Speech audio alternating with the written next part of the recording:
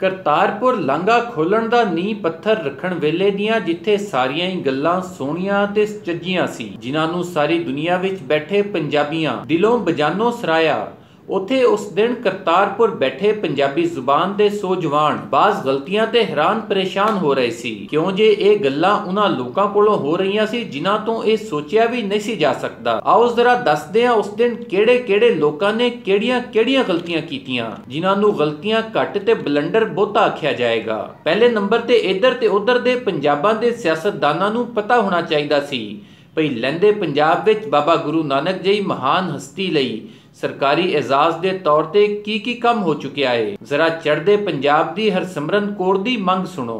एक तो आप गुरु नानक साहब के नाम पे कोई सिक्का और पोस्टेज स्टैंप भी आप ही चला ले। हरसिमरन कौर दी मंग तो पहला ही पाकिस्तानी हुकूमत फैसला कर चुकी सी ते मतरूका वक्फ इमलाक बोर्ड दे तर्जुमान आमर हाशमी पहले ही दस चुके सी। हुकूमत दा प्लान मकसद हैगा कि असीं 550वां जन्म दिन जिहड़ा उहनूं की यादगार बनाया जे। उहदे वास्ते वफाकी वजीर जनाब नूरुल हक कादरी साहब दा कहना सी कि असीं एक सिक्के यादगारी सिक्का जारी करिए ते एक डाक टिकट जिहड़ा सिक्खां दा मुतालबा सी, उहदे बारे कानूनी तौर ते मामला जारी ने और इंशाअल्लाह आइंदा चंद रोज़ दा ऐलान भी कर दिता जाएगा। हरसिमरन कौर दी दूजी मंग सुनो।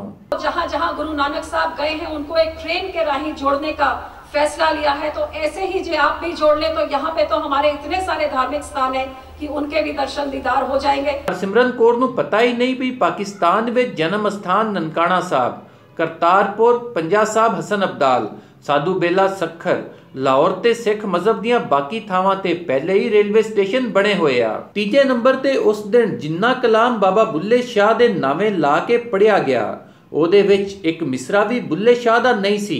ਤਕਰੀਬ ਹੋਵੇ ਪੰਜਾਬ ਵਿੱਚ ਤੇ ਬੁੱਲੇ ਸ਼ਾਹ ਦੀ ਸ਼ਾਇਰੀ ਦਾ ਪਤਾ ਨਾ ਹੋਵੇ, ਇਹ ਸੋਚਿਆ ਵੀ ਕਿਵੇਂ ਜਾ ਸਕਦਾ ਏ। ਪਹਿਲਾਂ ਫੈਸਲ ਜਵੇਦ ਨੇ ਜਿਹੜਾ ਸ਼ੇਰ ਬੁੱਲੇ ਸ਼ਾਹ ਦੇ ਨਾਂ ਲਾਇਆ ਉਹਨੂੰ ਤੇ ਸ਼ਾਇਰੀ ਵੀ ਨਹੀਂ ਕਿਹਾ ਜਾ ਸਕਦਾ ਤੇ ਰਹੀ ਸੀ ਕਸਰ ਨਵਜੋਤ ਸਿੰਘ ਸਿੱਧੂ ਨੇ ਪੂਰੀ ਕਰ ਦਿੱਤੀ। ਇਹ ਵੀ ਬਾਬਾ ਬੁੱਲੇ ਸ਼ਾਹ ਦਾ ਸ਼ੇਰ ਨਹੀਂ। ਉਹਦੇ ਨਾਲ ਯਾਰੀ ਕਦੇ ਨਾ ਲਾਈਏ ਜਿਹਨੂੰ ਆਪਣੇ ਉੱਤੇ ਗਰੂਰ ਹੋਵੇ, ਮਾਂ-ਬਾਪ ਨੂੰ ਬੁਰਾ ਕਦੇ ਨਾ ਆਖੀਏ, ਭਾਵੇਂ ਲੱਖ ਉਹਨਾਂ ਦਾ ਕਸੂਰ ਹੋਵੇ, ਬੁਰੇ ਰਸਤੇ ਕਦੇ ਨਾ ਜਾਈਏ, ਭਾਵੇਂ ਮੰਜ਼ਿਲ ਕਿੰਨੀ ਵੀ ਦੂਰ ਹੋਵੇ। ਉਹ ਬੁੱਲੇ ਸ਼ਾਹ ਮੁਹੱਬਤਾਂ ਉੱਥੇ ਪਾਈਏ ਜਿੱਥੇ ਪਿਆਰ ਨਿਭਾਉਣ ਦਾ ਦਸਤੂਰ ਹੋਵੇ, ਜਿੱਥੇ ਪਿਆਰ ਨਿਭਾਉਣ ਦਾ ਦਸਤੂਰ। ਪੰਜਵੀਂ ਗੱਲ, ਬੁੱਲੇ ਸ਼ਾਹ ਨੂੰ ਤੇ ਚਲੋ 3 ਸਦੀਆਂ ਲੰਘ ਗਈਆਂ ਨੇ। ਪ੍ਰਾਈਮ ਮਿਨਿਸਟਰ ਪਾਕਿਸਤਾਨ ਨੇ ਤੇ ਕੁਝ ਵਰਿਆਂ ਪਹਿਲੇ ਅੱਖਾਂ ਮੀਟਣ ਵਾਲੇ ਮੁਨੀਰ ਨਿਆਜ਼ੀ ਦਾ ਉਹ ਸ਼ੇਰ ਵੀ ਗਲਤ ਪੜ੍ਹ ਦਿੱਤਾ ਜਿਹੜਾ ਸਾਰਿਆਂ ਨੂੰ ਹਿਫਜ਼ ਆ। मैं एक मुनीर न्याजी का शेर से डिस्क्राइब कर देता हूँ।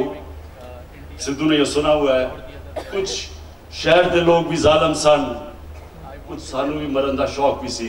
एक होर गल, तेरी ते शक्ल ही नैश आ, तेरी शक्ल ते 12 क्यों वजे आ, ये शक्ल कामयाब होएगी। शक्ल दा लफ्ज पंजाबी ते उर्दू दोवां विच ही नेगेटिव सेंस विच वरतिया जांदा है ते प्राइम मिनिस्टर पाकिस्तान ने कोई 5 वारी शक्ल दा अखर वरतिया। आपकी शक्ल के ऊपर कोई आपकी शक्लों पे तो हमारी शक्लों आपकी शक्लों पे की वो आज मैं आपकी शक्लों ते चढ़दे ते लहंदे दोवां पासे दे पंजाबी ये गिला करदे भी सुने गए भी बाबे नानक दे दरबार दा राह खोलण वेले बाबे नानक दी जुबान पंजाबी छड़ के दूजियां जुबानां क्यों वरतियां जा रहीआं वा।